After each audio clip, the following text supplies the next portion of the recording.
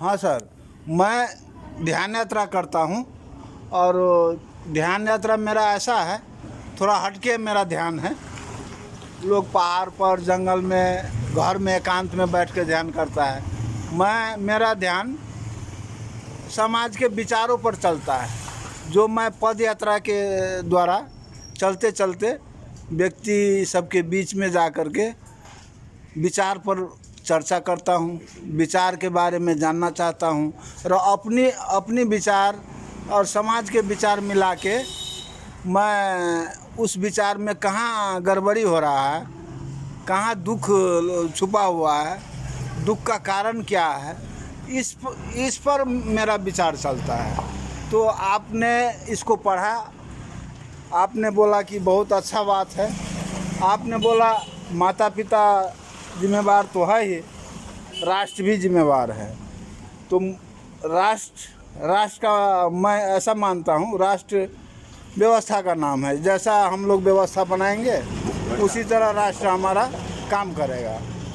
तो मेरे ख्याल से व्यवस्था तो लाने के लिए, अच्छा व्यवस्था लाने के लिए क्रांति होना ज़रूरी है। हम लोगों के विचार में तो ये आ रहा है कि भाई नया क्रांति करो, फिर नया विचार को जन्म होगा और नया व्यवस्था आएगा। तो हमारे देश में तो बहुत सारा क्रांति हुआ, फिर भी विचार अच्छा नहीं हो रहा है, फिर भी व्यवस्था अच्छा नहीं हो रहा है। इसका कारण क्या है सर, क्या कहना चाहेंगे?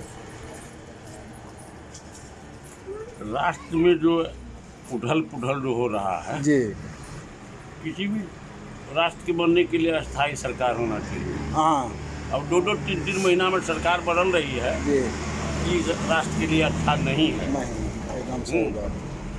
एक ये भी है, दूसरे की ये जो अभी जो बहुत प्रदेश संघ क्या क्या बना हुआ है, जी, ये शोषण के लिए बना हुआ है। शोषण के लिए सब अपने अपने मोहल्ले वालों को अर्थात अपने अपने पार्टी कार्यकर्ता को पालने के लिए ये निमुखा जनता जो उसका शोषण कर रहा है।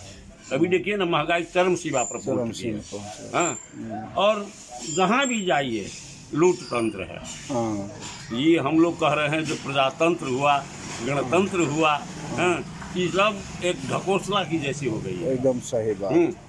पहले एक राजा था, अभी अनेक राजा हो गया, तो सब शोषण कर रहा है। इसीलिए व्यवस्था जो है सो ठीक नहीं है। व्यवस्था ठीक नहीं है।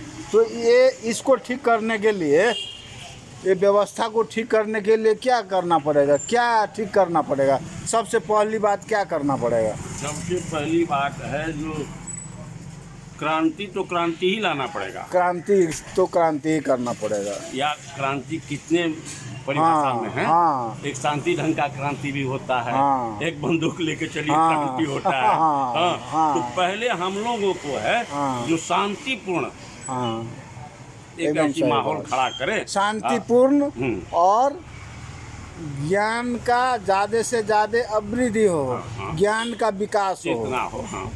जब तक ज्ञान के ऊपर काम नहीं होगा, ज्ञान के ऊपर क्रांति नहीं होगा, शिक्षण संस्था के ऊपर क्रांति नहीं होगा, हमारे गुरु के ऊपर क्रांति नहीं होगा, तब तक हमारे विचार परिवर्तन नहीं होगा।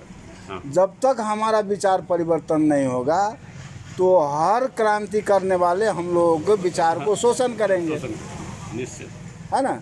विचार को शोषण तो कर रहा है ना, हम लोग जानते नहीं हैं, हमारा विचार शोषित हो रहा है ना? यदि हमारा विचार सही निकले, हमारा विचार अच्छा हो, तो अच्छा विचार आएगा कहाँ से? ज्ञान से आएगा।